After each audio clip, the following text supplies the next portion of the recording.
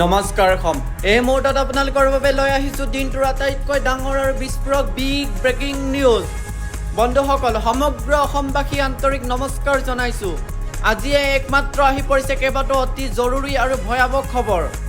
এফালে আমাৰ অসমৰ ৰাজপথত পেট্ৰল ডিজেল মূল্য বৃদ্ধিক লৈ তীব্ৰ উত্তেজনা আৰু জলিল পুতলিকা আনফালে আকৌ বিশ্বজুৰি বাজি উঠিল মহাযুদ্ধৰ ভয়ংকৰ যুদ্ধ আমেৰিকাই ইৰাণৰ ওপৰত চলাই দিলে এক বিধ্বংসী সামৰিক আক্ৰমণ অসমৰ গৰম খবৰৰ পৰা আৰম্ভ কৰি বিশ্বৰ এই যুদ্ধৰ পৰিস্থিতিলৈকে প্ৰতিটো খবৰ আটাইতকৈ প্ৰথমতে আৰু 100% সঁচাকৈ জানিবলৈ ভিডিঅ'টো কোনো স্কিপ নকৰি শেষলৈকে প্ৰত্যক্ষ কৰক আমাৰ প্ৰথমটো ডাঙৰ খবৰ অসমৰ পৰা ৰাজ্যৰ অত্যাৱশ্যকীয় সামগ্ৰীৰ লগতে পেট্ৰল আৰু ডিজেলৰ দাম ধাৰাবাহিকভাৱে বৃদ্ধি পোৱাৰ বাবে সৰ্বসাধাৰণ ৰাইজ এতিয়া হাহাকাৰ কৰিবলগীয়া হৈছে এই অনিয়ন্ত্ৰিত মূল্য বৃদ্ধিৰ বিৰুদ্ধে আজি অসমৰ কেইবাটাও দল সংগঠনে ৰাজপথলৈ ওলাই আহি তীব্ৰ প্ৰতিবাদ সাব্যস্ত কৰে প্ৰতিগৰাকী সকলে কেন্দ্ৰীয় পেট্ৰলিয়াম মন্ত্ৰীৰ পুত্ৰলিকা দাহ কৰি চৰকাৰৰ বিৰুদ্ধে তীব্ৰ ক্ষোভ প্ৰকাশ কৰে সাধাৰণ জনতাৰ দাবী যে চৰকাৰে এই বৰ্ধিত মূল্য অতি সোনকালে নিয়ন্ত্ৰণ কৰিব লাগে অসমৰ দ্বিতীয়টো গুৰুত্বপূৰ্ণ খবৰ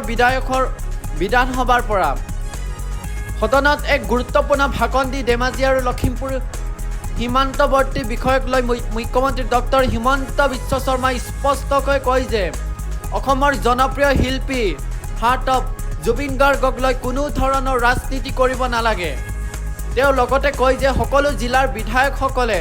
অহংকাৰী নহয় ৰাজ্যৰ কাম কৰা উচিত বুলি কোৱা হৈছে অনাগত সময়ৰ অসমৰ অৰ্থনীতিক এক নতুন মাত্ৰা দিয়াৰ বাবে 16 লাখ যুৱক যুৱতী উদ্যোগী কৰি তোলাৰ বাবে চৰকাৰে এক বৃহৎ পৰিকল্পনা হাতত লৈছে বুলি মুখ্যমন্ত্ৰী সদনত ঘোষণা কৰে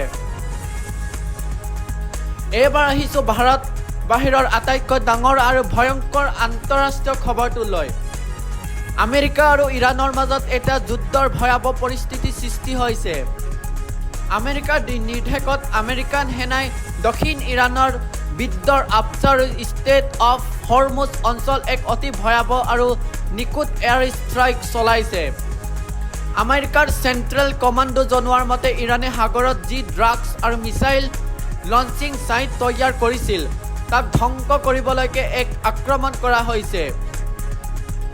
ডনাল্ড ট্ৰাম্পৰ এই সিদ্ধান্তৰ পিছৰ পৰা সমগ্ৰ মিডল ইষ্ট এতিয়া যুদ্ধৰ আতংক বিয়পি পৰিছে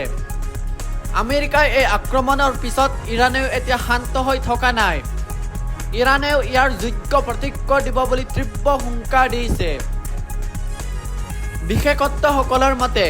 যদি এই যুদ্ধখন দীঘলীয়াকৈ চলে তেন্তে সমগ্ৰ বিশ্বৰ লগতে ভাৰতো খাৰুৱা তেলৰ দাম বহুত বাঢ়ি যাব যাৰ বাবে পোনপটীয়া প্ৰভাৱ আমাৰ অসমতো পৰিব পাৰে অৰ্থাৎ আন্তঃৰাষ্ট্ৰীয় পৰ্যায়ৰ এই যুদ্ধৰ বাবে আমাৰ দেশতো পেট্ৰল ডিজেল আৰু অধিক দামী হৈ পৰাৰ পূৰ্ণ সম্ভাৱনা আছে